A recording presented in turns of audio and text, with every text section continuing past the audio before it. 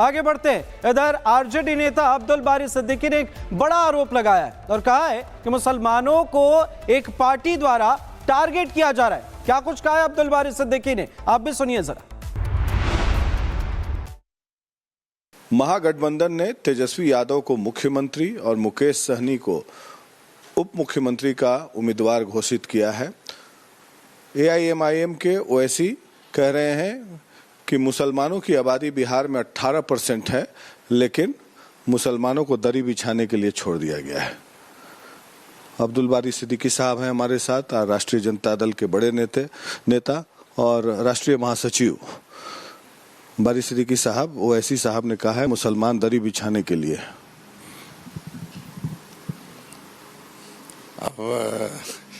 अब मैं इस पे क्या टीका टिप्पणी करूं, मगर मुसलमान को जो ये समझते हैं कि दरी बिछाने वाला कौम है, वो कौम नहीं है मुसलमान। राष्ट्रीय जनता दल का दरी नहीं, अब हम बचा रहे हैं, मुसलमान दरी बिछाने वाला कौम नहीं है।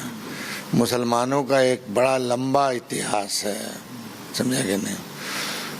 जो लोग समझ रहे हैं कि दरी बिछाने वाला कौम है और उनको जो समुचित हिस्सेदारी नहीं मिल रही है, तो मुसलमान जो है बहुत हद तक जो है भीख मांगने वाला भी कौम नहीं है। जो लोग बहुत समझते हैं कि मुसलमान भीख मांगेगा, वो भीख मांगने वाला कौम नहीं है। मुसलमान की स्थिति तो खास करके अपने मुल्क में एक सुनियोजित ढंग से एक पॉलिटिकल पार्टी ने इस कगार पे ला के खड़ा कर दिया है कि जो आता है वो दो चीज सुना के चला जाता है मुसलमान को।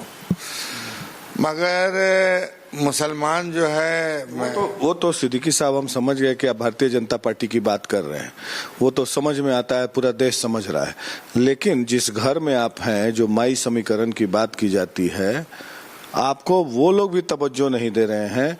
आप जब शपथ ग्रहण लेते हैं तो 7वें नंबर पर आप अब्दुल बारी सिद्दीकी को शपथ ग्रहण, नंबर 5वें नंबर से कोई मतलब नहीं। हाँ, आपको 7वें नंबर पे किया जाता है और आपके साथ तो नाइंसाफी हुई कि फाइनेंस मिनिस्ट्री दिया गया तो कमर्शियल टैक्स आपसे छीन लिया गया था। भैया कभी नहीं रहा है, बहुत अक्सर जो है फाइनेंस डिपार्टमेंट इंडिपेंडेंट अलग रहा है, कमर्शियल टैक्स अलग रहा है। हम कमर्शियल टैक्स के मिनिस्टर भी रहे हैं। बताइए कि क्या आप लोग की तरफ से भी किसी मुस्लिम को उप मुख्यमंत्री बनाया जाएगा? क्या कांग्रेस पार्टी बनाएगी या आरजेडी बनाएगी?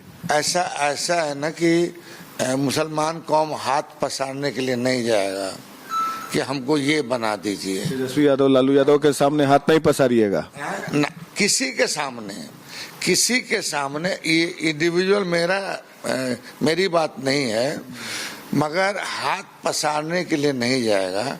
हम मुद्दे के साथ हैं। आज जो देश में दो धारा में जो बटा हुआ है लोग, कि एक तरफ घृणा है, द्वेष है, जलन है, समझा कि नहीं, गाली है, गलौज है, ये है, और दूसरी तरफ भाईचारा है और प्यार मोहब्बत और देश को और सामाजिक एकता को मजबूत करने का प्रयास है। आगे बढ़ते हैं। इधर आरजेडी नेता अब्दुल बारी सिद्दीकी ने एक बड़ा आरोप लगाया है और कहा है कि मुसलमानों को एक पार्टी द्वारा टारगेट किया जा रहा है। क्या कुछ कहा है अब्दुल बारी सिद्दीकी ने, आप भी सुनिए जरा। महागठबंधन ने तेजस्वी यादव को मुख्यमंत्री और मुकेश सहनी को उप मुख्यमंत्री का उम्मीदवार घोषित किया है। एआईएमआईएम के ओवैसी कह रहे हैं कि मुसलमानों की आबादी बिहार में 18% है, लेकिन मुसलमानों को दरी बिछाने के लिए छोड़ दिया गया है। अब्दुल बारी सिद्दीकी साहब हैं हमारे साथ, राष्ट्रीय जनता दल के बड़े नेता और राष्ट्रीय महासचिव बारी सिद्दीकी साहब, ओवैसी साहब ने कहा है मुसलमान दरी बिछाने के लिए। अब मैं इस पे क्या टीका टिप्पणी करूं, मगर